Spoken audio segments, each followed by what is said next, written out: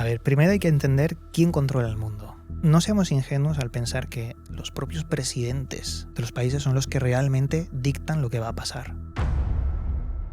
CIA, FBI y instituciones parecidas son las que de verdad están gobernando Estados Unidos. El día de máxima aproximación de Tracy Atlas a Marte, la NASA tuvo un apagón que duró un mes y medio. La NASA no tuvo la financiación pública y hubo una ley de Donald Trump que, la NASA hizo una especie de apagón para la información. Yo creo que es un objeto artificial. Creo que es un objeto que quizás construyó alguna civilización, no lo sé, y como una sonda pasa por nuestro sistema. El hombre antiguo era más inteligente de lo que pensamos. En el cementerio del Vaticano hubo una tumba que por un chivatazo se abrió y en la tumba había una cámara secreta de la que ya no sabemos mucho más. Esto que te cuento se relaciona con el caso de la desaparición de una niña, Emanuela Orlandi. Aquí vamos a cortar, ¿vale? Vale. Y te voy a preguntar, si hablamos de esto, te van a fastidiar el podcast, pero de verdad. Es que a mí me has dejado ya con las ganas. Hoy tenemos con nosotros a Iván de VM Gran Misterio y granmisterio.org. Iván, la primera pregunta que te voy a hacer es ¿por qué empezaste en todo este mundo del misterio? Porque eres uno de los divulgadores de todos estos temas de misterio paranormales que más tiempo lleva en YouTube en habla hispana. Cuéntanos un poco de dónde viene todo esto. Bueno, ante todo, quiero dar las gracias, Pablo, Alex, por invitarme a vuestro espacio. Y bueno, dicho eso, yo desde hace mucho tiempo he estado hablando de muchos temas relacionados con misterios, ciencia, arqueología. Y yo empecé pues simplemente por la curiosidad genuina de un niño pequeño, porque empecé cuando era muy pequeño y no he perdido nunca esa curiosidad. Haciendo pruebas, mostrando en internet lo que descubría, lo que investigaba, y poco a poco pues se ha convertido en una vocación. Es algo que yo siempre... Es como si lo tuviese dentro de mí, al menos. Uh-huh. Es decir, no hubo alguna experiencia que te llevara a ello, sino que fue algo natural, que desde pequeño la curiosidad. Muy bien, Iván, aparte de investigar temas relacionados con el mundo del misterio desde detrás de una pantalla, nos has contado y en tu canal de YouTube se puede ver que has hecho un montón de viajes donde vas directamente al terreno a explorar qué es lo que haya sucedido. Cuando hablé contigo me mencionaste a Egipto, claro. La cultura egipcia. Tú estás muy relacionado con Egipto, has ido en diferentes ocasiones y hay uno de tus vídeos que me causó mucha curiosidad, que es el vídeo en el que entras en la Cámara del Caos. Está debajo, si no me equivoco, de la Gran Pirámide. ¿Podrías explicarnos un poco qué es esta Cámara del Caos y por qué alberga tanto misterio? Claro. Tengo que comentarte que yo llevo 14 años haciendo vídeos. Y claro, llegó un momento en el que los vídeos están bien, pero tú tienes que salir al terreno. Tienes que hacer investigaciones de campo. Entonces, ideé un segundo libro que se basaba simplemente en cosas que yo podía ver con mis propios ojos e investigar en el lugar. Este segundo libro era de viajes, de templos de piedra, lugares megalíticos, desde Escocia hasta Turquía, y de Turquía a Egipto y a otros lugares. Y Egipto, pues he tenido la suerte de poder viajar todos los años, llevar grupos y llevarlos a lugares donde no suele ir el turista. Hacemos un recorrido de unos 13-15 días por todo Egipto, pero los lugares donde no se suele ir es lo que llama la atención y uno de ellos es la Cámara del Caos. Cuando tú observas la pirámide, documentales y demás siempre te muestran la Cámara de la Reina, la Cámara del Rey que está encima y poco más. Pero debajo de toda la pirámide, a 90 metros en diagonal, justo tomando la base con las 3 cámaras, tienes la Cámara del Caos. Es un poco peligroso acceder, es bastante angosto. No hay luz, no hay maderas, pero puedes bajar con cuidado. Y allí encuentras un enorme pozo. Lo primero que te llama la atención es que cuando bajas 90 metros se abre la estancia y ves en el centro un pozo. Este pozo tiene 9 metros. Lo que pasa que el coronel Vines, uno de los primeros que entró ahí, hace ya muchos años, ese hombre metió dinamita al pozo porque quería ver si podía acceder a las capas más internas de debajo de la meseta de Giza, ya que estaríamos debajo de la pirámide, ya en la capa profunda de la meseta de Giza. Pero luego te llama la atención también que alrededor del pozo y en la cámara anterior ves que todo está excavado, todo está hecho en piedra excavada. Sin embargo, la Gran Pirámide está toda hecha de bloques, pero ese lugar es como si hubiese sido quizás el primer elemento para construir la pirámide, cavar la tierra y hacer una cueva donde está el pozo. La llamaron también Cámara del Caos como una forma de, bueno, un poco también romantizada, ¿no? Pero su nombre más oficial es la cámara para despistar a los bandidos, a los que robaban en tumbas y demás. Lo llamaban así. Claro, luego tienes dentro de esta cámara un túnel de unos pocos metros donde una vez me metí allí con un compañero y vimos que había pues un montón de reflejitos porque hay cuarzo, o al menos no sé si es cuarzo, pero es como un mineral bastante cristalino. Y eso es más o menos lo que te puedo decir a la hora de el primer contacto visual que tuve hace unos años y posteriormente las cosas que he ido descubriendo, como por ejemplo allí colocaron los japoneses un ordenador enorme en la Cámara del Caos, recordemos, bajo la pirámide, bajo la meseta de Giza, en un proyecto llamado Scan Pyramids. Un proyecto que lo que pretendía era observar el choque de partículas cósmicas con las capas densas de la pirámide. Estas partículas se llaman muones, y así donde hay diferencias de densidad, descubrir si hay cámaras ocultas o cámaras secretas en la pirámide. Por eso colocaron ese ordenador ahí. ¿Qué pasa? Pues que se descubrió que había una cámara de unos 50 metros, que aún no se ha abierto, y hablamos del 2013-2014, no hay datos. Zahi Hawass, que fue uno de los arqueólogos oficiales de Egipto, o al menos el que más sale en History Channel, ¿no? El que se hizo más popular, este hombre cada cierto tiempo te revela hallazgos asombrosos que ya tienen, pero siempre lo hacen coincidir con épocas de turismo.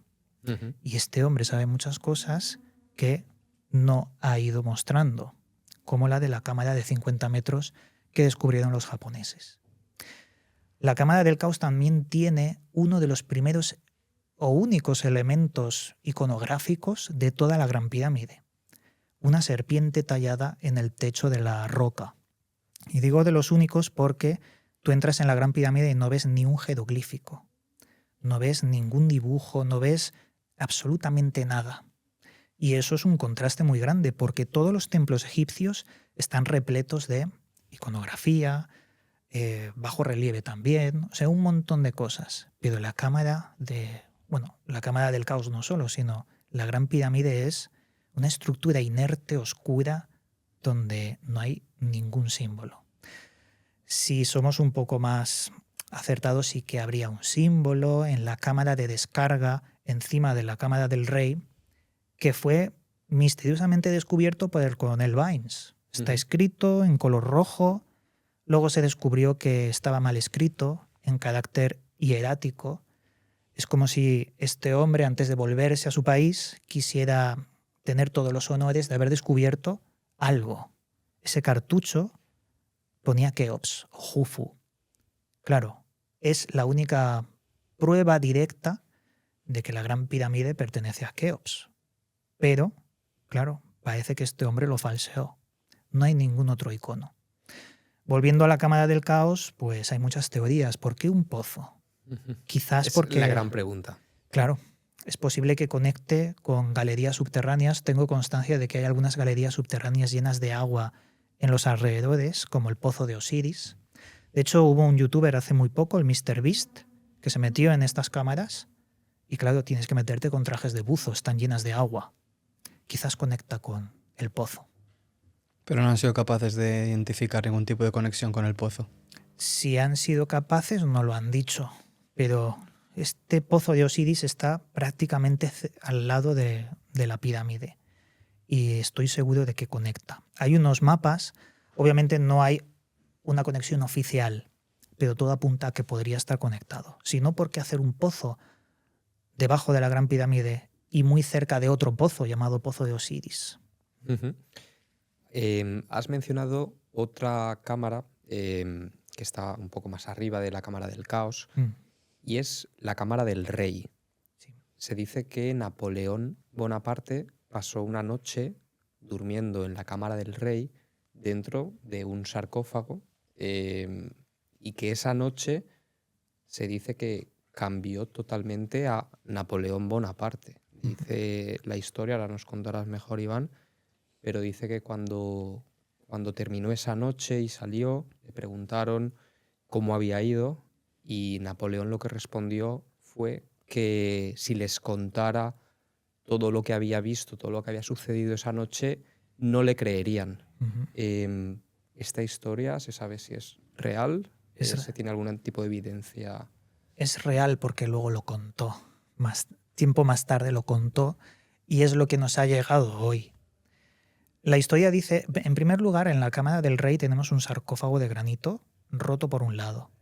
Ese sarcófago no está en la posición original. Lo tenemos nada más entrar a la derecha y ese sarcófago estaba a la izquierda y en la entrada. Alguien lo movió. De hecho, cuando tú te metes dentro, si no te ve guardia, pero tú te metes y notas el peso de toda la pirámide, sí que se nota algo. Y dices, te metes dentro del sarcófago. Sí, te puedes meter, no tiene tapa. Está destruido, como he dicho, tú te puedes meter. ¿Te metiste? Sí, me metí. ¡Wow! Pero bueno, eso lo puede hacer cualquiera que esté ahí. No, bueno, poca gente conozco que se haya metido dentro del sarcófago. Bueno, es cuestión de despistar a guardia. Pero bueno, dicho eso, la historia dice que Napoleón se metió allí y estuvo pues toda la noche a oscuras en el silencio más absoluto. Yo te puedo asegurar que estando en la Gran Pirámide, tú te lo puedes imaginar como algo fresquito, ¿no? Porque el desierto allí es muy fuerte, el calor es muy fuerte y una estructura que te protege de los rayos del sol pues puede ser algo agradable. Todo lo contrario. Entrar en la Gran Pirámide es sofoco de humedad, es aire enrarecido, es bastante desagradable estar ahí, digamos, no tan bonito como lo imaginamos. Y estar Napoleón dentro del sarcófago por las creencias que él tenía mágicas y esotéricas, en plena oscuridad, con todo ese agobio y con un silencio absoluto, él empezó a narrar que vio una luz con forma quizás antropomórfica o con forma difusa, y dice que le reveló el gran secreto de lo que tenía que hacer en el futuro y así ganar varias partes de la guerra. Quién sabe, ¿no? Porque si eso lo contó también se lo podría haber inventado, pero es lo que ha trascendido. Una parte un poco más esotérica de esos delirios, o quizás fue real, no se sabe, de lo que pudo ver en la Gran Pirámide. Uh-huh. Pirámides. Hay mucho misterio en cuanto a cómo se crearon realmente las pirámides, por qué a día de hoy, con la tecnología de la que disponemos, no se pueden replicar. Se habla mucho y se teoriza con la ayuda de extraterrestres, otras civilizaciones, ayuda externa para la construcción o el diseño de estas pirámides. Iván, tú has estado en Egipto muchas veces, conoces bien Egipto. ¿Cuál es tu postura frente a esto? ¿Cómo crees que se construyeron estas grandes pirámides? Y si realmente piensas que pudo haber ayuda externa de algún tipo. Una de las últimas investigaciones que se ha hecho a nivel de satélite hace un par de años es que se ha descubierto que en la falda de la Gran Pirámide hay un río antiguo seco. Se ven los surcos de ese satélite y se dice que se necesitó el agua para transportar bloques desde la cantera de Asuán, que no sé si está a unos 300 kilómetros. Todo tuvo que ser por el agua. Eso es lo que se dice. ¿Qué es lo que yo creo? Pues nos tendríamos que situar en una isla llamada Segel. Esta isla tiene una estela. La llaman la estela de Famine o la estela del hambre. Se llama así porque en la dinastía 3 el faraón Zoser estaba muy preocupado porque había una hambruna tremenda. La gente se moría de hambre porque el Nilo no llegó a esta isla y no hubo cultivos. Bueno, a esta isla no, perdón, al reinado de Zoser. Porque la isla sería un punto importante posteriormente, ya que llamó Zoser a Imhotep, uno de sus máximos integrantes para la construcción de Egipto. Este hombre era muy El sabio. gran arquitecto, ¿no? Exacto. Lo llamó y le dijo: ¿qué podemos hacer?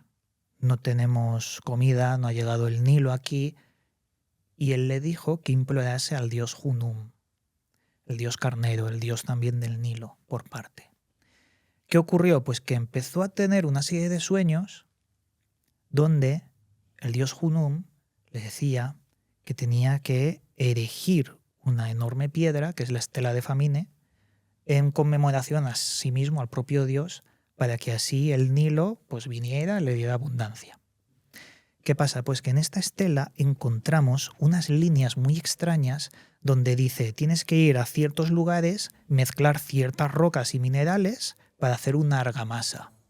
Y esa argamasa lo toma un experto mundial hoy llamado Joseph Davidovich, experto en geopolímeros de roca líquida. Y él demostró que siguiendo esa estela se puede volver la roca sólida en líquida y transportarla. Es una segunda teoría, ¿no? Geopolímeros de roca líquida para construir la pirámide. Pues estamos hablando de que hace unos 2500 años antes de Cristo, ¿no? Tenían conocimientos de topografía súper avanzados, que a lo mejor luego se han perdido a lo largo de la historia. El hombre antiguo era más inteligente de lo que pensamos. Es posible que, siguiendo arqueoastronomía, podamos descubrir que eran mucho más acertados a nivel matemático para alinear ciertos megalitos, las pirámides, con la posición de los astros, y eso requiere una ciencia mucho más avanzada de lo que siempre hemos pensado. Esta gente era muy inteligente y a nivel químico pues parece ser que Imhotep tenía algo. Igualmente, si hablamos de la pirámide de Giza, por ejemplo, que creo que eran 140 y algo metros de altura, ¿no? Y 2,3 millones de bloques, ¿no? Sí. Construidos. Si cada bloque es, no sé, 2 a 50 toneladas, aún así me cuesta pensar que lo han podido mover por un río, porque... Eso es. Hay teorías, yo te he dicho 2, pueden haber muchas otras. Yo no me caso con ninguna porque no se sabe, es un total misterio. Pero quizás un poquito de alguna de cada, no lo sé. Y lo que comentabas, bueno, se tardó 25 años en hacer la Gran Pirámide. El nuevo museo egipcio se ha hecho en 50 más o menos, lleva un montón de tiempo. O sea, ahora hacemos las cosas con más tiempo que antes una pirámide tan inmensa como la que tenemos en Giza. A lo mejor es que en esa época se destinó todo el personal disponible, ¿no? Trabajo masivo y la gente enfocada únicamente a construir la pirámide, ¿no? Mientras ahora a lo mejor hay otras prioridades. Pues puede ser, claro que sí. Otra cultura de la que se habla incluso más de la egipcia en cuanto a un posible contacto con vida de otro planeta, ahora hablaremos si es así, si no es así, son los sumerios y sus dioses, los Anunnaki. Este, Iván, es también otro de tus grandes temas, los Anunnaki. ¿Qué evidencia se tiene de la existencia tanto de la cultura sumeria, que yo creo que hay evidencia que lo respalda, pero qué es todo esto de los Anunnaki? Que a muchos nos puede sonar de oídas, pero realmente nos podrías contar para alguien que nunca haya oído hablar de los Anunnaki, ¿qué son? Hubo un hombre hace mucho tiempo llamado Zecharia Sitchin. Este hombre era más economista que lingüista. E hizo una serie de libros donde él presentaba la cultura de los sumerios y sus dioses Anunnaki. ¿Qué pasa? Que yo cuando empecé a leerlos dije, quiero descubrir la fuente, de dónde ha sacado todas estas historias porque son increíbles. Hablaba de una cultura, de unos seres extraterrestres que venían de un planeta llamado Nibiru, con una órbita superelíptica de 3.600 años, que vienen a la Tierra para modificar al ser humano. O sea, un montón de cosas que digo, vale, muy bien, que diga este señor lo que quiera, pero ¿dónde está la fuente? Y tiré del hilo, empecé a buscar la fuente de todo eso y encontré varios lingüistas, ya no eran economistas. Estos hombres, uno de ellos era Federico Lara Peinado de la Complutense de Madrid, otros dos era Feliu Mellet y otro Samuel Noah Kramer. Y estos hombres habían traducido las tablillas sumerias de arcilla, que es donde está la mitología sumeria, y todos ellos coincidían. Donde habían palabras destruidas porque las tablillas no se pueden leer muchas, ponía palabra ilegible. Y los relatos eran prácticamente lo mismo. O sea, 4 lingüistas estaban dando la misma versión, ellos mismos, pero Zecarías Sitchin no. Descubrí que Zecarías Sitchin se había inventado toda la historia de los dioses extraterrestres Anunnaki. No está en ningún sitio. Hice un vídeo, un trabajo que me costó 2 años hacerlo. Porque fui a Londres a buscar las tablillas y entrevisté a un montón de personas, busqué los trabajos para compararlos. 6 años. No, 1 año, 1 año. ¿He dicho 6? Yo creo que has dicho 2 y luego tú 6, ¿Sí? no sé por qué, pero bueno. Bueno, Las que eso es sean. ¿Cuánto te llevó? 2 años. 2 2 años. años. A lo mejor me has liado un poco, pero Vale. 2 2 años años. con viajes a Eso Reino es. Unido, sobre todo, ¿no? Sí. Después de 2 años hice un trabajo donde comparaba a los 4 lingüistas y demostraba que Zecarías Sitchin se había inventado muchas cosas. Ahora bien, eso no excluye que en el trabajo de estos lingüistas sí que se vean indicios de que hubo un extraño contacto. Pero quizás lo exageró Zecarías Sitchin para ganar mucho dinero, para hacer conferencias y vender muchos libros porque fueron bestsellers estos libros. Claro, a partir de aquí lo que vemos es una cultura ancestral que desaparece en un momento y sus restos fueron tomados por los acadios. Primero la protosumeria, con los asentamientos Obeit-Ubait, luego Sumer, después los acadios, y empezó a derivar todo en otras cosas como los babilónicos, los hititas, pero yo me centro en la protosumeria, Sumer y los acadios. Son culturas muy diferentes. La protosumeria es la única que muestra estatuillas con seres con aspecto de reptil que amamantan a un ser. Claro, mezclando el mamífero y el reptil. Son perturbadoras, son muy extrañas. Parecen seres de otro mundo realmente. Luego los sumerios abandonan toda esa iconografía y los dioses Anunnaki los muestran como seres más parecidos a un ser humano, con barba. Los acadios quitan esa iconografía y ya los dioses Anunnaki son entes invisibles. Vemos que si de verdad hubo un contacto fue en la protosumeria y fue escaso. Luego vemos que en los sumerios esperaban ese contacto que jamás volvió. Y los acadios ya habían transmutado esas historias en algo más invisible, en algo más cercano a una religión de verdad. Porque los dioses Anunnaki, según Sumeria, eran un montón para cada cosa. Los dioses acadios eran los mismos, pero solo había uno que recibía 50 títulos, como asentando el germen del monoteísmo, empezando a cambiar todo el legado de las anteriores culturas. Este dios era Marduk. Marduk no está en la cultura sumeria, y menos en la protosumeria. Si investigas la protosumeria, encontrarás cosas más antiguas, que te llevarían a Turquía, a Göbekli Tepe. Allí he estado. Estuve una vez, y es un lugar impresionante. De hecho, es el lugar más antiguo de la Tierra, si no contamos Gunung Padang, que creo que está en unas islas perdidas en Indonesia. Esa tendría 25.000 años, Göbekli Tepe unos 13.000 más o menos, y allí encontramos indicios de una cultura muy avanzada que quizás está relacionada con la protosumeria. Pero bueno, te puedo contar todo lo que quieras. Cuando Hay muchas hablamos de la cosas. civilización sumeria, Sí. es la antigua Mesopotamia. Exacto. Y aparte de Turquía, ¿hay algo que se pueda encontrar a lo mejor en Irak, en Bagdad? Sí. ¿Has podido viajar o lo has tenido en mente alguna vez? Allí no he ido a Irak, pero sí que tenemos las tablillas sumerias. Cuando Estados Unidos entró en sus museos, las destruyó todas y muchas fueron al British Museum de Londres, por ejemplo. Otras están en el Vaticano, en el Museo de Arqueología del Vaticano. Y tenemos por todo el mundo muchas estatuas de los propios sumerios. Ahora que has mencionado el Vaticano, ¿tú crees que, no sé si lo has llegado a investigar, pero crees que dentro del Vaticano se pueden esconder secretos Hombre. ocultos? En el cementerio del Vaticano hubo una tumba que por un chivatazo se abrió y en la tumba había una cámara secreta de la que ya no sabemos mucho más. Había una instancia secreta. Esto que te cuento se relaciona con el caso de la desaparición de una niña, Emanuela Orlandi. Desapareció en el Vaticano y es algo un poco turbio porque se dice que los propios del Vaticano tuvieron que ver con la desaparición de esta niña. Luego hay un banquero asesinado, pero eso es otra historia. Secretos en el Vaticano hay, muchos y bastante fuertes.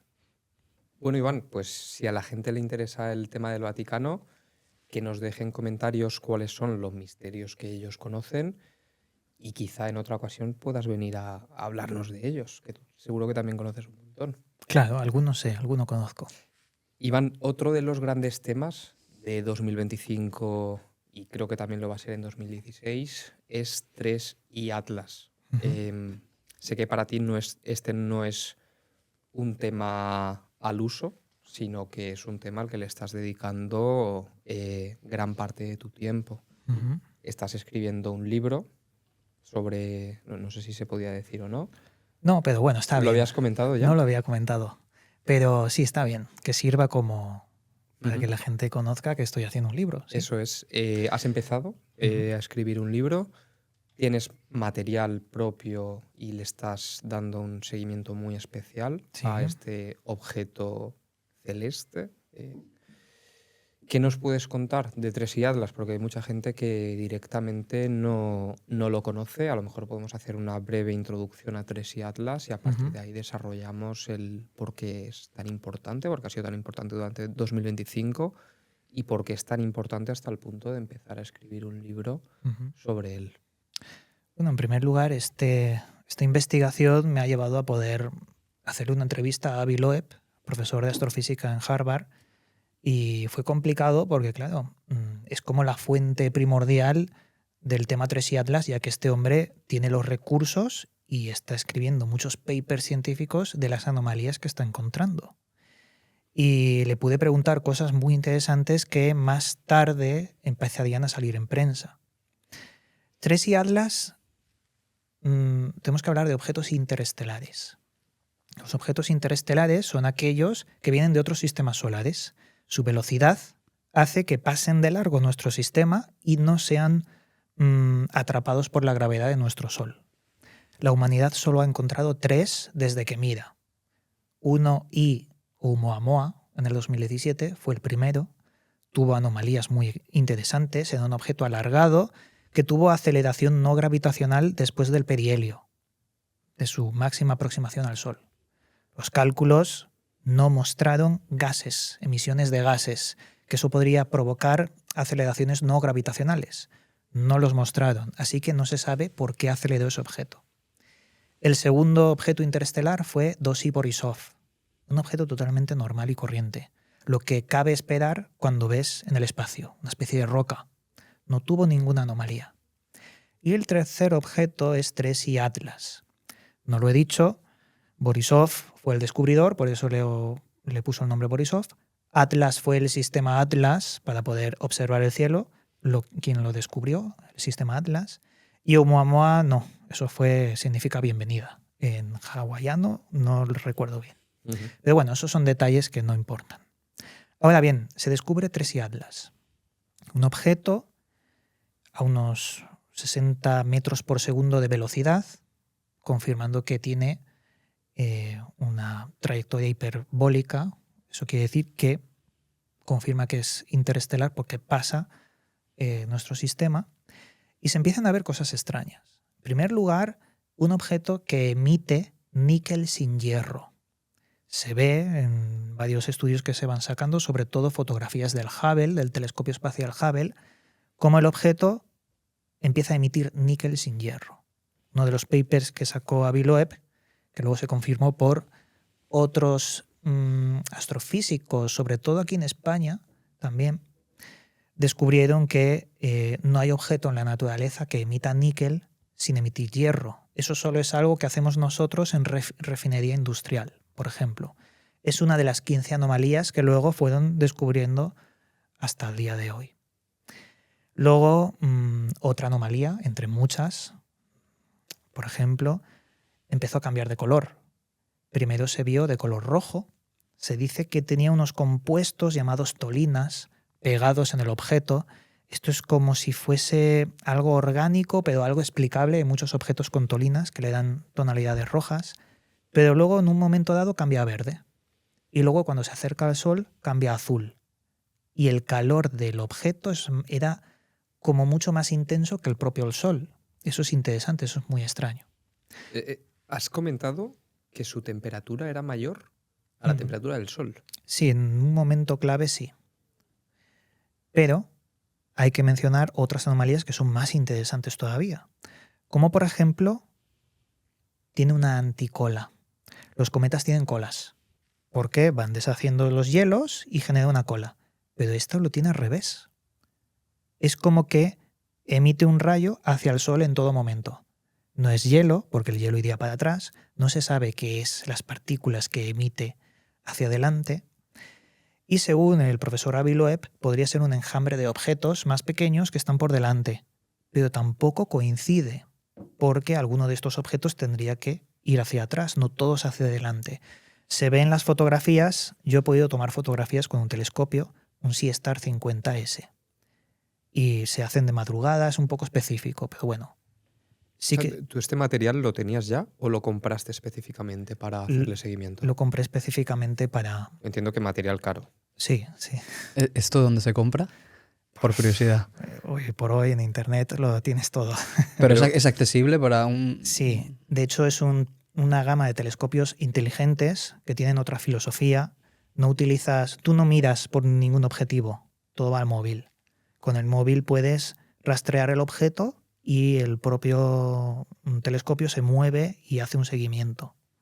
Lo que pasa es que hay que comprarle una cuña ecuatorial para que el seguimiento sea un poco mejor, pero bueno, da igual, porque es un objeto en movimiento y hay que hacer fotos cada 10 segundos, porque lo normal es cada exposición es más largas, pero como se mueve, pues te dibuja una línea y eso no queremos.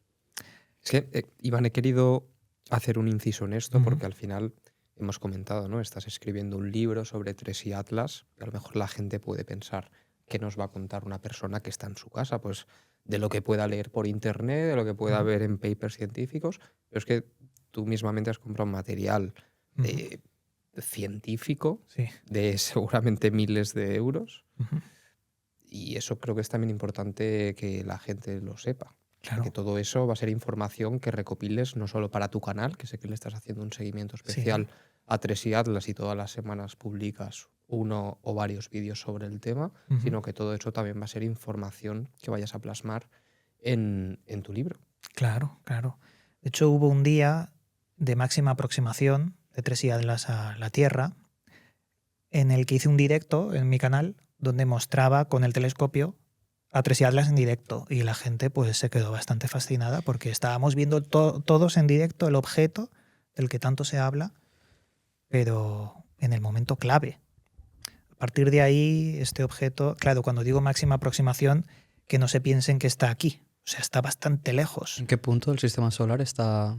Ahora, Sí. ahora está en camino a Júpiter.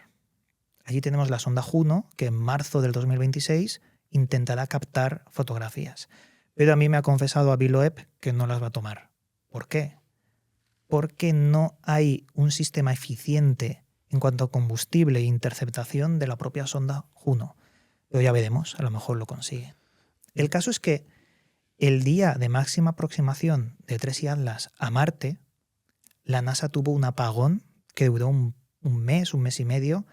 La NASA no tuvo la financiación pública y hubo una ley de Donald Trump que, bueno, la NASA hizo una especie de apagón para la información. Un poco casual y extraño, pero bueno, son... Ostras, esto me ha recordado, Iván, a aquel tipo de la isla que lo encarcelaron, que los sistemas de seguridad en aquella cárcel de máxima seguridad en sí. Sí. No quería decir el nombre porque YouTube, ya sabes que algunas veces... No, es pero... el físico que no es Einstein, la gente lo entiende. Sí, sí, sí. Luego lo censuramos. Nah, qué va. Es que llevamos una de censuras con YouTube por los últimos podcasts que no son ni Sí, medio sí. normales, entonces ahora vamos con pies de plomo. En fin, Iván, nos estabas contando más sobre Tracy Atlas y tú mencionas un mes que es un mes que parece ser clave, que es marzo. Sí. ¿Qué va a pasar en marzo o qué se prevé que pueda pasar en marzo? Pues que pasará cerca de Júpiter y la sonda Juno quizás toma fotografías. Eso es lo que puede pasar. Vale. Con Oumuamua, que lo has comentado antes, se perdió el rastro completamente. No se ha perdido el rastro, aún lo posicionan en el sistema solar lejano, pero es que este objeto lo pillamos tarde, lo pillamos ya pasando. Sin embargo, a Tracy Atlas lo hemos pillado antes de que pase, desde antes de Marte, y hemos hecho ese seguimiento. Luego se descubrió que no solo era una anticola, tenía varias anticolas. Luego se ha descubierto que está rotando también esas anticolas como si tuviese una especie de corrección de órbita, que la tiene. En ese punto se detectó una aceleración no gravitacional, no se sabe por qué está acelerando, y el objeto va hacia un punto de Júpiter llamado Radio de Hill. Radio de Hill es como los puntos de Lagrange de cualquier planeta, que son puntos donde la gravedad se anula, la gravedad del Sol, donde tú puedes anclar sondas o satélites. Pues este objeto tiene exactamente y matemáticamente la misma cifra que el radio de Hill. Dicen que sería probable que si fuese un objeto inteligente dejase ahí algo, porque va a una zona específica donde se puede anclar gravitacionalmente algo. ¿Y de qué tamaño hablamos? No se sabe. Se especuló 40 kilómetros de diámetro. Luego Hubble dijo 5. Wow. Y según Avi Loeb es probable que sea entre 5 y 10 kilómetros de diámetro. ¿Por qué tanto despiste? Por la luz que emite.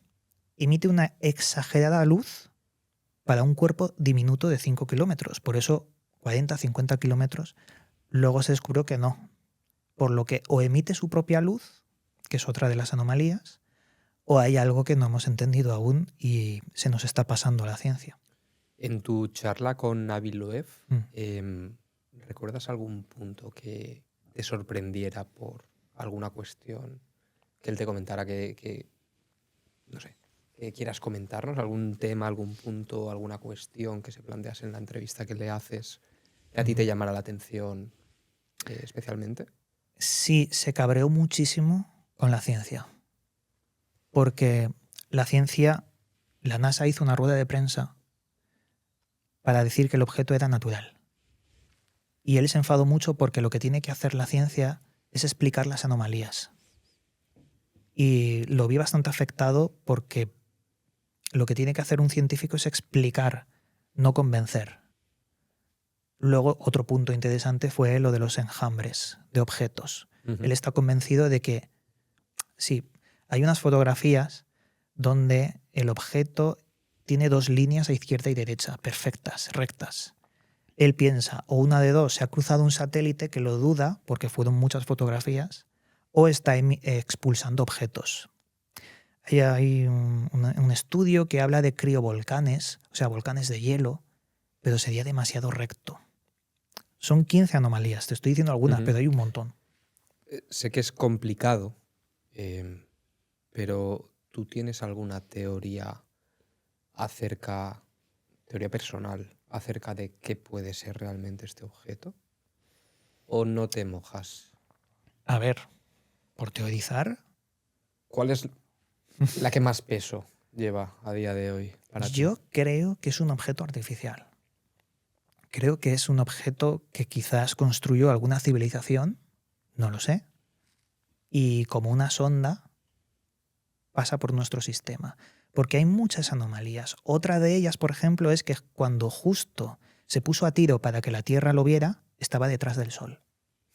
Como si se hubiese calculado. De hecho, la entrada del objeto en el plano del sistema solar es tan recto, solo difiere 5 grados. Para un objeto que viene millones y millones de años, vete tú a saber, de las profundidades de otro sistema solar, que cruce justo nuestra línea en el plano, es muy difícil. Es como un granito de arena en medio del Océano Pacífico que choque justamente contigo. Es muy raro. No lo sé. Para mí, yo creo que por ahora, en porcentaje, hablamos de porcentaje, no de certezas. Ujú. Creo que está alto o que no se puede descartar que sea artificial. Ujú. Si el movimiento no es gravitacional, ¿no? Que lo has comentado al principio, es una de las casuísticas que tiene este objeto. La aceleración. ¿Cómo se conseguiría mover a estas velocidades? Es que estás confundiendo moverse con acelerar. El objeto tiene una inercia, 60 metros por segundo. El objeto hace una línea que se puede calcular con probabilidad en un ordenador para ver por dónde va a pasar. Si esa línea se mueve un poco, está acelerando. Se ha desviado por algo. Y eso se ha calculado que es una aceleración no gravitacional, no causada por el Sol. Esa aceleración no tiene nada que ver con el movimiento base. Pero te pregunto desde el desconocimiento, ¿nosotros desde la Tierra seríamos capaces de enviar artificialmente cualquier tipo de objeto hacia otro planeta y que consiguiera coger esta velocidad de manera constante? Los O 60 al metros por menos segundo acelerar Sí. de manera no gravitacional, se podría conseguir. se puede conseguir. Que nosotros lo hagamos, no sé si a 60 metros por segundo, pero ahí tienes las ondas Voyager, que están más allá de Plutón ya. Y son objetos construidos por nosotros con un disco de oro, con información de nosotros, perdidos por el espacio ya. Y es por intentar darle lógica, ¿no? Porque si nosotros somos capaces de hacerlo, estoy seguro que habrá otros que también serían capaces que de lo hemos- conseguir lo mismo. Lo hemos hecho con las ondas Voyager, con nuestros mensajes. Por eso lo que dices es que puede que sea una sonda de otro planeta, otra civilización Claro. o otro, lo que sea. ¿Por qué no? Lo hemos hecho nosotros. Iván, y en tu libro, ¿qué vamos a poder encontrar? Más o menos entiendo que tienes clara la estructura Sí. del libro, no a nivel de contenido, sino a nivel de cómo quiero enfocar, qué quiero transmitirle al lector y quizás si haya una conclusión final. Más o menos la estructura del libro, ¿cuál será?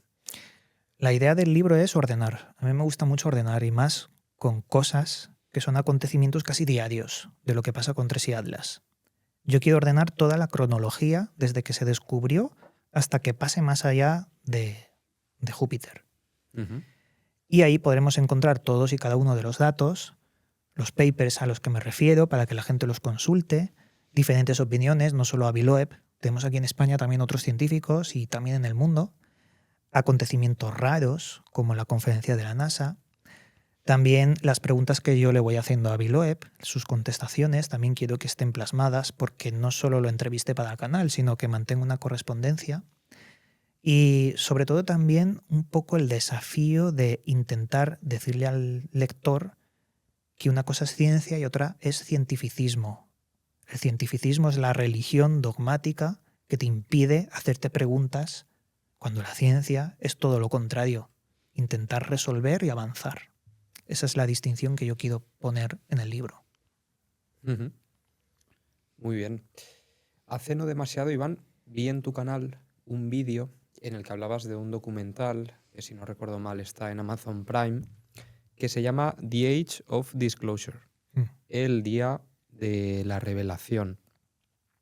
Básicamente, y explicándolo de manera muy sencilla, en ese documental se habla de, entre otras cosas, o se puede llegar a la conclusión de que los presidentes de las principales potencias mundiales, en este caso se pone el foco en Estados Unidos, acerca del fenómeno OVNI pueden llegar a leer hasta una parte y no pueden seguir leyendo.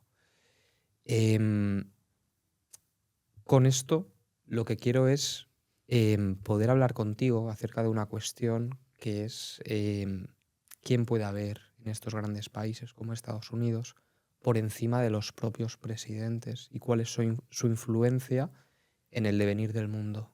Vale. Entonces, esto es un poco tertulia, debate Esto es un acerca tema... de esa pirámide, ¿no?, que confecciona el cómputo global de la población, quién podemos ubicar arriba de esa gran pirámide, ¿no? A lo mejor podemos pensar en los principales presidentes de las principales potencias mundiales, Donald Trump en Estados Unidos, Xi Jinping en China, Narendra Modi en India, Vladimir Putin, bueno. Luego tenemos también, ¿no?, perfiles como los de Elon Musk, Bill Gates, en fin, Iván, quiero abrir este debate contigo acerca de quién está arriba de esa pequeña pirámide. Tema complejo. ¿no? En el dólar, ¿no? Está la pirámide, Ujú. pero la punta de arriba del todo está separada, ¿no? Le hacen también antes que hablábamos de los símbolos, antes de empezar Ujú. esto, esa punta de la pirámide la separa el ojo. Eso Entonces, es. igual nos podemos centrar en lo que hay del ojo para arriba, en ese billete de $1. Eso sería muy esotérico, pero si quieres yo te comento. Por favor. A ver, primero hay que entender quién controla el mundo. No seamos ingenuos al pensar que los propios presidentes de los países son los que realmente dictan lo que va a pasar. Hay un discurso. Sin ir más lejos, cuando estaba en el poder Joe Biden, se veía que leía unos escritos que, al margen de que este hombre estuviese bien o no, esos escritos, ¿sabes quién se los hacía? Uno de los jefazos de BlackRock. BlackRock y Vanguard son los fondos de inversión más grandes del mundo. Realmente son el mismo. Son los que han comprado cada cosa que tú te puedas imaginar. Los que han invertido para que salgan a flote. Es como que BlackRock y Vanguard son las cabezas de la misma hidra. Y estos dos fondos de inversión, junto a JP Morgan también, serían los que realmente controlan el mundo. Luego tienes, detrás de eso, familias de poder. Rockefeller, Rothschild, Collins. Se dice que habían 12, 13, hay muchas más. Son dinastías que han perpetuado un poder y un dominio en la sociedad. Luego que nos pongan unos títeres como Donald Trump, por ejemplo, hacen lo que quieren a traspuerta. Por ejemplo, cuando quedó Trump y Putin en Alaska, es un poco raro, ¿no? A nivel internacional, ¿cómo que quedan estos dos cuando Europa, por ejemplo, estaba intentando, no sé, cargarse a Putin, digamos? Aquí se hicieron tratos. Yo te doy un país, tú me das otro. Y quien lea, que sepa leer entre líneas, ya sabe a lo que me refiero. El mundo está dirigido por unos poderes fácticos que quizás no conocemos ni su nombre ni su aspecto, pero que yo tiraría por fondos de inversión para hallarlos. Y ahora bien, eso por un lado. Tú me preguntas por la pirámide, por el ojo del destino de los iluminados de Baviera. Esta sociedad, fundada por Alan Weishaupt, que ya no existe, los Illuminati no existen, pero existen otras cosas que podrían ser lo mismo. Primero se llamaron los perfectibilistas, luego cambiaron el nombre a la Orden de las Abejas. ¿Por qué? Porque querían preservar el conocimiento, todo el conocimiento del mundo, como por ejemplo el conocimiento astroarqueológico de las pirámides y sus constructores, lo querían preservar. Y lo transmutaron en las catedrales. Porque el maestro del mazo, el maestro masón, constructor, quería subir estatus, dejando sus secretos en las catedrales. Hay un libro muy interesante, El secreto de las catedrales, que nos dibuja dónde tú tienes que buscar esos secretos para ver cómo los primeros masones intentaron dirigir su poder mediante la influencia del símbolo. Ahora bien, ¿por qué te cuento esto? Porque grandes líderes mundiales y presidentes han estado metidos en estas sociedades. Como Skull and Bones, por ejemplo, hemos visto los anillos de George Bush, por ejemplo. Sociedades secretas que, bajo mi teoría personal, yo creo que cuando se tiene todo el dinero y poder del mundo, nace un sentimiento muy antiguo y arquetípico, como diría Carl Gustav Jung, sobre el sentimiento de manada. El sentimiento de yo me codeo con la gente que tiene el mismo nivel, poder y economía que yo. Y a partir de ahí somos un grupo de élite, somos un grupo diferente, estamos por encima de los demás. Nace de forma natural la masonería. Y entiéndase masonería como el símil de sociedad secreta. Es como que está inherente en el ser humano. Y a partir de ahí, en esas sociedades, hacen cosas a expensas de nosotros. Club Bilderberg, por ejemplo, o Bohemian Grove, que es muy parecido, pero en un campo y en Estados Unidos. La isla del Señor, que no es ese físico Einstein, también. Y yo creo que el ojo está en el poder del símbolo que ellos han perpetuado. ¿Por qué no eliminar la pirámide del destino Illuminati del billete de $1? ¿Por qué mantenerla? Pues porque saben que el símbolo genera influencias, ideas, y eso mueve el mundo. Wow. Hay una cosa con la que me he quedado, no has mencionado al principio, la palabra títere Sí. a Donald Trump. Y yo creo que me cuesta ver a día de hoy que Trump se deje doblegar por pues grandes corporaciones, pero sí que es verdad que lo hemos visto en la historia, ¿no? Yo creo que el proyecto Manhattan, por ejemplo, que Truman no llegó a ser consciente de lo que su antecesor Roosevelt estaba haciendo con otras élites, ¿no? Y aquí metemos también, es lo que te quería preguntar, ¿qué papel juega todo el poder militar, por ejemplo, en Estados Unidos? Dentro de todas estas élites, ¿qué papel jugarían ahí? Pues siempre se ha dicho que CIA, FBI y instituciones parecidas son las que de verdad están gobernando Estados Unidos, y que Trump es un portavoz de los jefes de estas organizaciones. Quizás los servicios de inteligencia son más inteligentes que el propio Trump, obviamente, y esos tienen muchos secretos, secretos a los que el señor Trump no llega. ¿Por qué digo esto? Él dijo que si salía elegido iba a liberar todos los secretos y misterios sobre el fenómeno OVNI y el Área 51. Y luego en un programa con Joe Rogan, en un podcast en el que él asistió, dice todo lo contrario, que no sabemos nada de eso, que quizás no existe. ¿A qué están jugando, no? A despistar, a llevarse votos, a mentir como buen político. Pues quizás.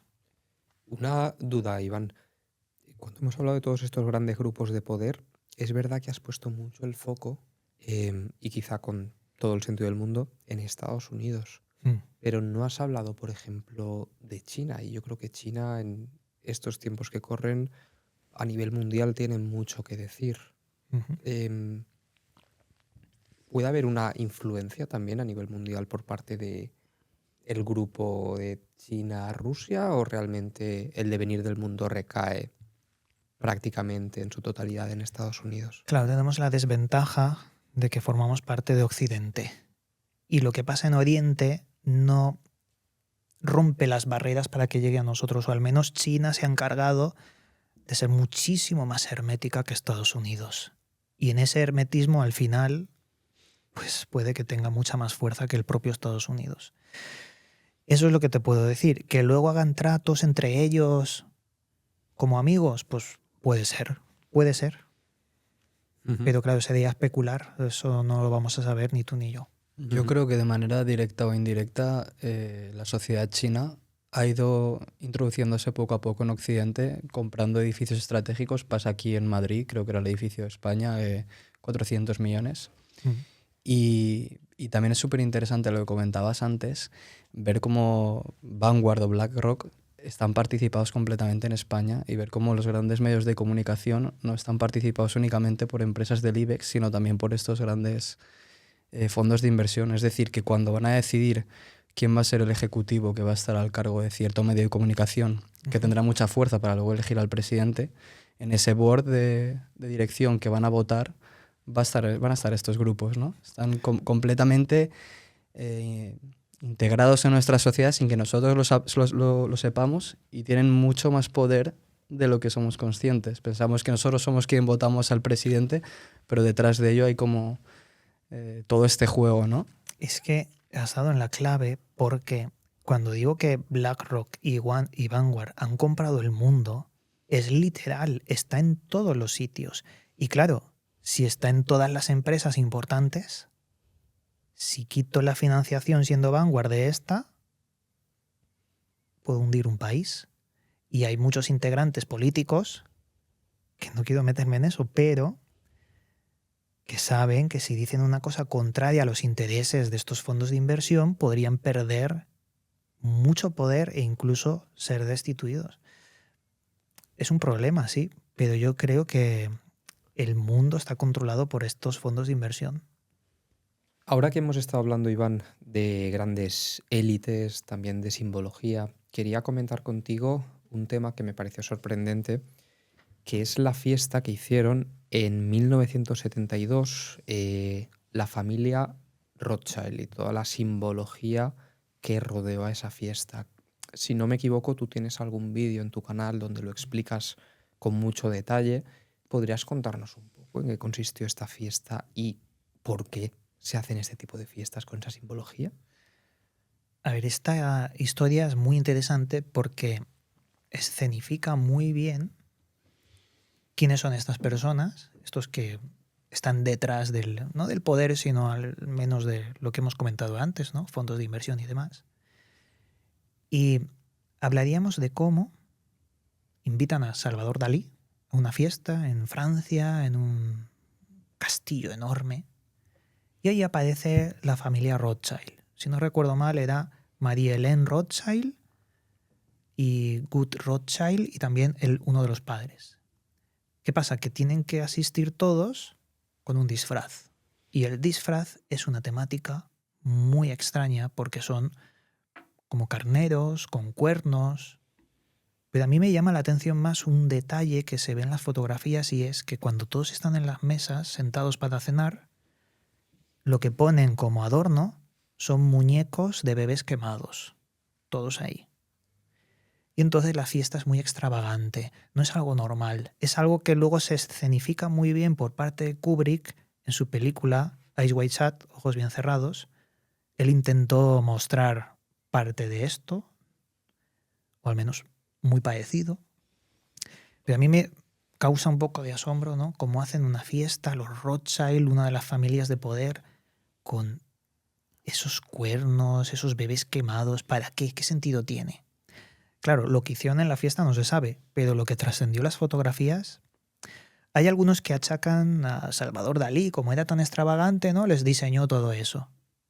Pero al final, tú tienes que mantener una reputación como, no sé, líder mundial o persona con mucho poder. ¿Por qué hacer eso? Quizás son más frecuentes esas fiestas de lo que pensamos y dentro de esas fiestas, pues pueden pasar muchas aberraciones. Una de esas podría ser, otra vez citando al señor este de la isla famosa, porque ahí estaban los mismos prácticamente. Ujú. Esa película de la que hablas, Eyes Wide Shut, es una película de Stanley Kubrick.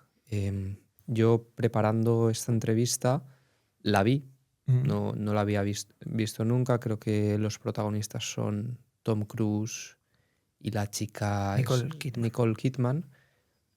Y en la película se escenifica, yo diría que de manera totalmente perfecta, esa fiesta. Es una fiesta en una mansión enorme, toda la gente va en traje y van con las caras tapadas. Si no me equivoco, Kubrick nunca llegó a terminar de grabar esa película. Sí que la grabó, lo que pasa que el corte no fue suyo, porque al acabar de grabar muere. Muere al segundo día, y el corte creo que fue Warner, no recuerdo bien quién la publicó posteriormente, después de su muerte, pero hay muchas cosas que cortó y no se pusieron en la película. El caso es que él acaba de grabar y muere. Eso es lo raro. Luego hay teorías de conspiración no comprobadas, como por ejemplo que Nicole Kidman decía que lo habían envenenado. Oficialmente ha muerto por un fallo cardíaco, pero muy casual después de haber puesto esa película. Claro, no se sabe, pero es muy raro todo. Y sí, escenifica muy bien esa fiesta, porque es un calco de la realidad. Es curioso, ¿no? Porque en la isla del hombre este, que no queremos mencionar, también se encontraba como este tipo de disfraces, máscaras, etcétera, ¿no? Que se ha visto en alguna imagen. También hace pocos años me acuerdo del anuncio ese de Balenciaga, no sé si acordáis, Sí. que tuvieron que quitar porque creo que estaba cogiendo a niños y los disfrazaba, hacía alguna referencia a Satanás también. ¿De dónde viene todo esto? O sea, ¿por qué las referencias de este tipo de gente o de estas corporaciones a este tipo de simbología? En la isla de este señor había un templo sumerio, iconografía sumeria, y se descubrió que el templito tenía un ascensor y llevaba a la cámara de los horrores. ¿Por qué incluir estos iconos? Pues porque están metidos en logias ancestrales antiguas, como antes hemos mencionado, y perpetúan ese sentimiento elitista de manada de tener ese poder y más allá. Y así es como se meten a hacer esto. Por eso está el billete de $1. Por eso el símbolo es tan importante, porque saben que con el símbolo pueden doblegar no solo la mente, sino el alma humana. El símbolo nos guía. Si tú cambias el significado brevemente al símbolo, nos guía hacia otro lado. Por eso lo hacen. Ujú. Has comentado que en esta fiesta habían muñecos de bebé Mm. quemados. Eso me recuerda un poco a esta sustancia que no recuerdo si en esta película aparece, pero sí que aparece en otras. Creo que en Miedo y Asco en Las Vegas aparece que es también muy relacionado, ¿no? Con todas estas altas élites que buscan un poco ir más allá, e ir más allá, y más allá, donde no pueda ir la gente normal. ¿Podrías explicarnos, Iván, esto de en qué consiste, qué significa, para qué se utiliza? ¿Sabes algo del tema? Aquí vamos a cortar, ¿vale? Vale. Y te voy a preguntar, si hablamos de esto, te van a fastidiar el podcast, pero de verdad. Buah, a mí es Yo- que yo la- no lo había escuchado y me interesa mucho ahora. Las ¿eh? 2 veces que he hablado yo de esto, a mí me lo han fastidiado en visitas y todo. Pero Si solo quieres, lo mencionando... Sí, mencionándolo y tratándolo. Te puedo hablar de cómo se deriva el proyecto Ambrosía, de varios gente con mucho dinero que querían rejuvenecer, pero yo no lo pondría porque te lo van a fastidiar seguro en visitas. Si quieres lo ponemos, ¿eh? Yo lo pondría, ¿eh? Ya nos han fastidiado mucho, pero yo qué sé. Es que a mí me has dejado ya con las ganas. Podemos intentar tratarlo Y yo tocaría un poco. Cuéntanos un poco. incluso si esta parte la dejamos. Tampoco pasaría nada, ¿no? Bueno, para que sepa la gente que esto puede fastidiar los algoritmos y que ocurre. Y ya aprovechamos también para la gente que nos esté escuchando, si nos quieren dejar un like, un comentario. Vale. Somos un canal que todavía no monetiza y cualquier cosa nos ayuda en este sentido. O sea que vamos a tirar para adelante. Vale. Pues mira, el adrenalina es la teoría de que si tú oxidas la sangre mediante estímulos negativos o el dolor o cosas muy graves, al generar adrenalina, esa adrenalina que se queda en la sangre, hay una creencia de que si es sustraída e inyectada con unos procesos en la persona que lo compra, como que rejuvenece. Digo que creencia porque no hay ningún paper ni nada que lo demuestre, pero igual que pasaba en la antigüedad, si tú comías no sé qué parte de no sé qué animal y pensabas que te iba a hacer un beneficio, pues hoy pasa. Hay gente con muchísimo dinero que busca el... Hubo una empresa que ahora ya no existe que estaba relacionada con una cosa llamada Proyecto Ambrosía, que era una especie de tapadera para decir exactamente lo mismo, un laboratorio que oxidaba con sufrimiento extremo la sangre de personas. Suelen ser... Pues yo lo que he escuchado es la sangre. Te van a destruir el podcast. ¿Y esto se ha podido documentar? Claro, como no se puede documentar. Es todo una conspiración y rumores. Porque si se documentase, saltaría un escándalo gigantesco. Uh-huh. Lo que sí que está documentado y real es que existe el proyecto Ambrosía de multimillonarios que compraban una sustancia que no decían que era, pero que se sospecha que era, para rejuvenecer. Y ahora estamos en un boom de famosos y gente que quiere rejuvenecer por todos los medios. Uh-huh. Y hasta ahí yo llegaría, ¿eh? Uh-huh. Hasta ahí, pues, hasta oye, ahí está muy llegamos. bien, ¿eh? Hemos visto que hablar de ciertos temas en algunas ocasiones, ya no solo por la desmonetización de YouTube, pero en algunos casos puede ser realmente peligroso, ¿no? Hemos visto también lo que pasó con Kurit, que ahí lo dejamos. Yo quería preguntarte, Iván, si ha habido alguna de tus investigaciones en estos 14 años llevas en YouTube. ¿Ha habido alguna de tus investigaciones que hayas preferido apartar, dejar de lado o no seguir con ellas? Quizá por miedo, quizá por incertidumbre. No, siempre que ha habido un tema que yo quería tratarlo, pues lo hemos tratado igualmente. Aunque sí que te limitas un poco a la hora de hablar, porque no es que te desmoneticen. Eso al final, bueno, es que no apareces en los motores de búsqueda cuando te ponen eso. El amarillo se llama, o sea, el iconito amarillo. Y al final tú quieres que te vean. Y es un trabajo que cuesta mucho tiempo como para que te entierren. Pero a nivel de fuera de YouTube, no. Quizás cuando hubo una crisis del ébola en España, sí que hubo una especie de campaña contra muchas personas que hablábamos del ébola, pero pasó sin más. Ujú. Yo hay otro tema que antes hemos hablado de las élites, ¿no? Y has mencionado la palabra masonería. Y aquí voy a contar una pequeña anécdota. Hace unos meses estaba de fiesta, conocí a un tío muy extravagante, estuvimos hablando de trabajo, temas profesionales, y me comentó que estaba intentando entrar a un grupo masón en Valencia. Bueno, Y yo, claro, con unas copas de más, un tío que no conozco, vale, no le... Luego me fui a casa y sí que como que le di una vuelta. Entonces, quiero preguntarte, ¿realmente existe la masonería en España? Ya, no a nivel mundial, en España. ¿Hay diferentes grupos en cada ciudad? ¿Cómo funciona esto? primero, cuando antes he mencionado masonería, me refería al término genérico para intentar comprender sociedad secreta. ¿Por qué?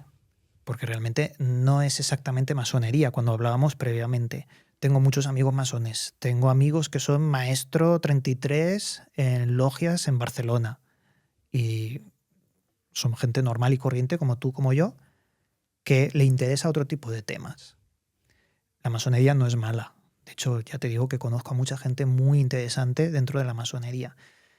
¿Y qué pasa? Pues que luego hay otro tipo de masonería que yo la llamo masonería azul o de élite, que son las que ponen dinero, las que son ya a niveles mucho más poderosos, políticos y demás, y estos son los que verdaderamente pueden hacer algo que nos afecte en la sociedad.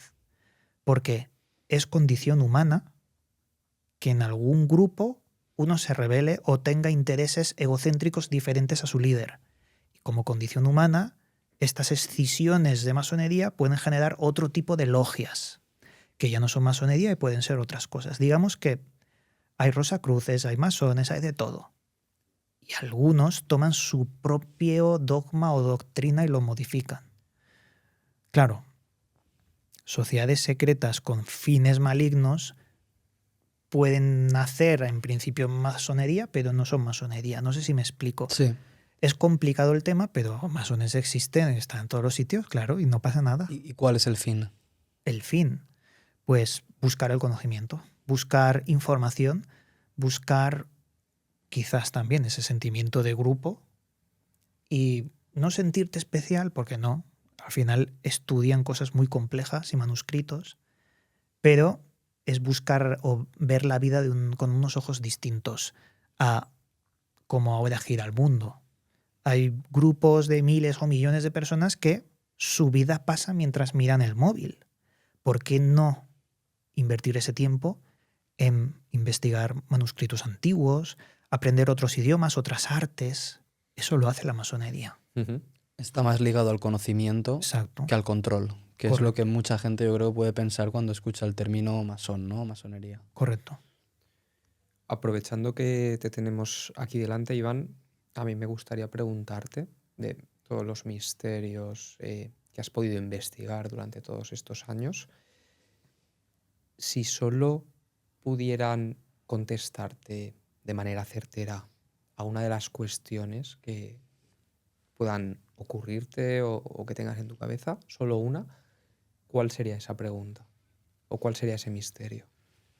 Me gustaría saber si vivimos en una simulación, qué hay después de la muerte, por ejemplo, también me gustaría saberlo, y cuál es el sentido de la existencia. ¿Para qué existir? Eso me gustaría que fuera resuelto. Y también depende del día. A lo mejor mañana me levanto y pienso Ujú. otras cosas distintas. ¿Porque tú tienes alguna teoría de cuál puede ser el sentido de la vida? A ver, ¿O de por qué estamos aquí, quién nos ha creado, todo esto que va un poco de la mano? ¿Tú tienes tu propia teoría? sí, Yo quitaría la moral. El bien y el mal no existe. Porque ¿qué más da que una supernova desintegre el planeta Tierra? Eso es malo, sí, han muerto millones de seres vivos, pero para el universo le da igual. La moral yo la quito. Ahora, ¿qué tenemos? Seres vivos que a lo largo del tiempo incorporan cadenas de información en su ADN. ¿Para qué? Para seguir existiendo, para refinar la fórmula, para hacernos más perfectos o adaptados al medio, porque hay mutaciones, y esas mutaciones pueden superar la primera creación. Quizás, bueno, antes éramos, no sé, nacimos del agua, ¿no? Ahora somos seres que vamos al espacio, quizás un par de millones de años, y ya no tenemos esta forma física. Quizás el sentido de la vida es convertirnos en algo similar a Dios. No lo sé. Pero lo que veo es que el ADN, tras generación y generación, va acumulando más información para algo, va refinándose. También empobreciéndose, pero superando esos errores que generamos con nuestras explosiones nucleares, por ejemplo, radiactividad, lo que sea. Y en lo que se refiere a nuestra evolución, ¿tú qué sentido le encuentras a la funcionalidad de la glándula pineal? Buen tema. Tema complicado, pero como decía René Descartes, la glándula pineal es la puerta al más allá, a ese otro mundo onírico. ¿Por qué? Pues porque ahí se segrega melatonina, que es la principal fuente para que nosotros soñemos. Y en los sueños quizás se esconden mensajes de las profundidades. Es que hablamos de glándula pineal y yo creo que hay una parte de la sociedad que no sabe lo que es, otra parte de la sociedad que piensa que le suena a que es mentira, y otra parte de la sociedad que sí que sabe lo que es, la acepta, pero a lo mejor no está del todo de acuerdo con todo el significado o toda la funcionalidad que parece haber detrás. Si quieres, a lo mejor podemos empezar a explicar qué es la glándula pineal. Pero por simplificarlo en Por palabras simplificar, muy sí. sencillas, es la parte del cerebro donde se produce y segrega melatonina, ¿no? La Es una hormona. glándula, ¿no? Sí, además también influye muchísimo en la producción de hormonas, el ciclo hormonal, y la encontramos en la base central del cerebro. Es una protuberancia muy pequeñita, muy importante para el cuerpo humano y la regulación de todo eso. Pero, claro, influye muchísimo en el sueño. Influye quizás en percepciones extrasensoriales. Las aves tienen algo parecido que les permite ver el campo electromagnético y así poder migrar a otros países, a otros lugares más cálidos, más.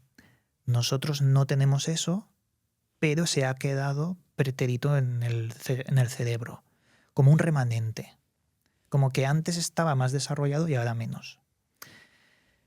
Tiene forma también de piña. La piña está en todas las culturas del mundo y simboliza conocimiento. Los sumerios tenían una piña en muchos grabados que otorgaban a otros.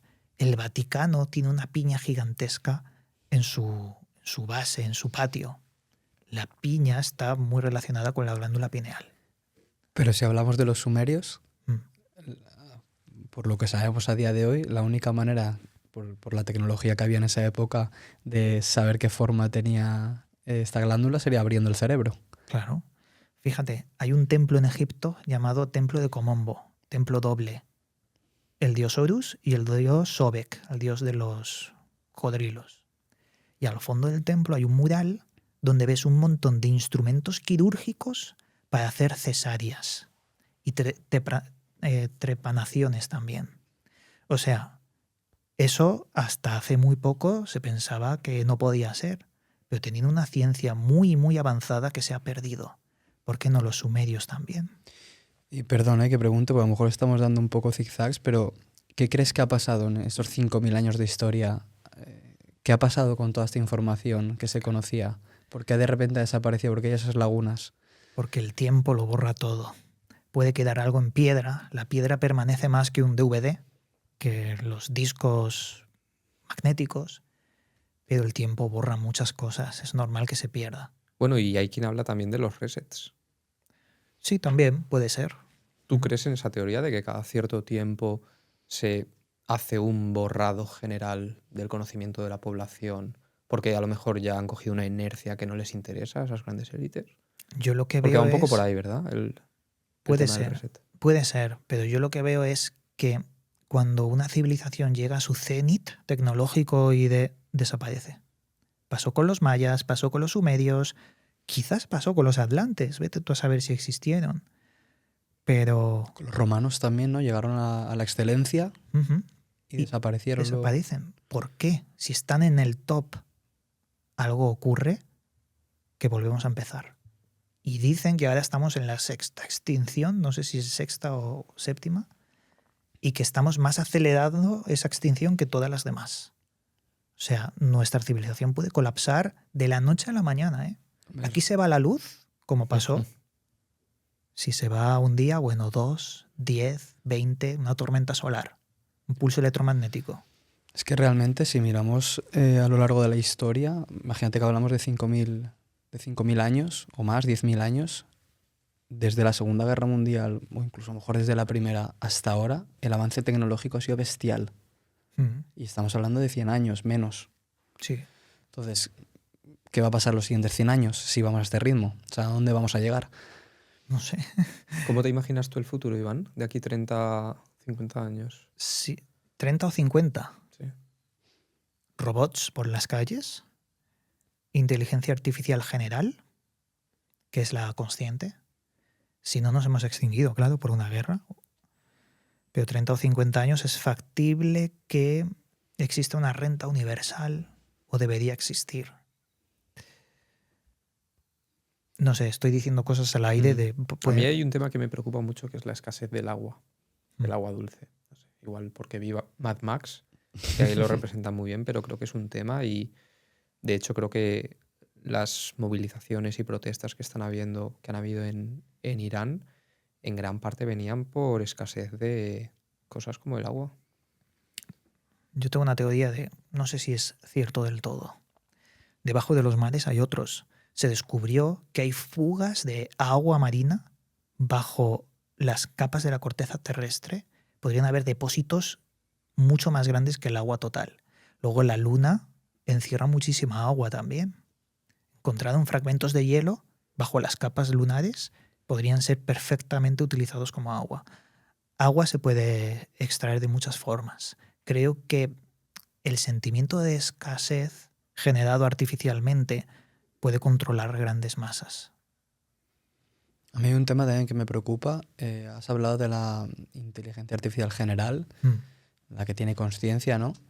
Y he estado leyendo últimamente sobre la cantidad de energía que estamos quemando diariamente, buscando un propósito que no sé si será este. Está como esta carrera tecnológica entre las diferentes empresas que están a día de hoy en el Nasdaq, con el SP500, buscando financiación como sea para quemar dinero a nivel energético, para almacenar datos.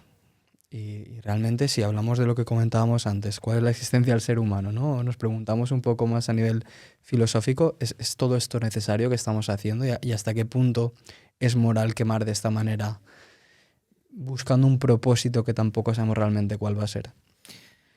Mientras que España cierra centrales nucleares, Google compra centrales nucleares, Facebook también, porque se necesita la energía de una central nuclear para alimentar modelos de lenguaje complejos. Es decir, la escasez energética va a ser un problema. De hecho, hemos tenido un gran apagón, España, Francia, Portugal, como he dicho antes. Eso era impensable antes. Y de hecho, generamos un negocio basado en lo eléctrico, en la batería, los coches eléctricos, por ejemplo. Modelos de lenguaje cada vez más potentes se van a requerir y eso va a requerir muchísima energía.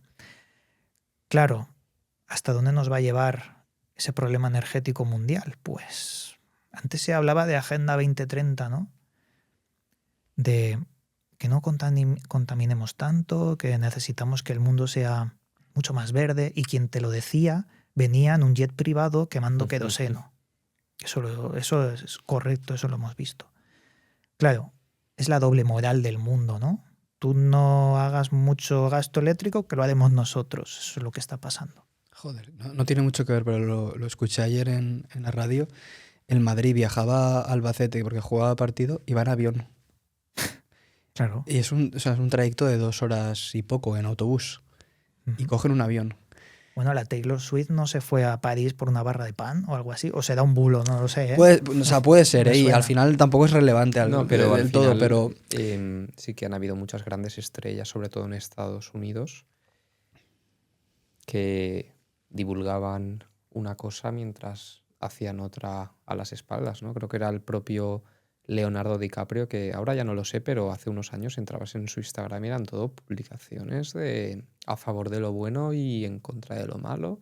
Y luego hemos visto los escándalos que ha tenido. Uno de los que para mí considero como mejores actores, pero que se ha visto envuelto en cosas muy, muy turbias, al igual que muchos otros, ¿no, Iván? Ujú. Sí. O sea, ¿cuál es la pregunta No exactamente? había porque- ninguna pregunta, estamos ya también terminando un poco. No sé, Iván, si quieres cerrar con algún tema, alguna cuestión, alguna última incógnita. Bueno, yo le diría a la gente que nos está escuchando que el misterio existe antes que la ciencia. Antes lo hemos comentado fuera de cámaras, porque la ciencia debe ser una herramienta, una de muchas herramientas para utilizar para utilizarla para resolver los misterios. Sin misterios no hay ciencia. Eso es importante saberlo. Pero el caso es que muchas veces intentamos descubrir cosas tomando la ciencia como un bando diferente al misterio, y eso no es así. Tiene que ser todo cohesionado, tiene que estar unido.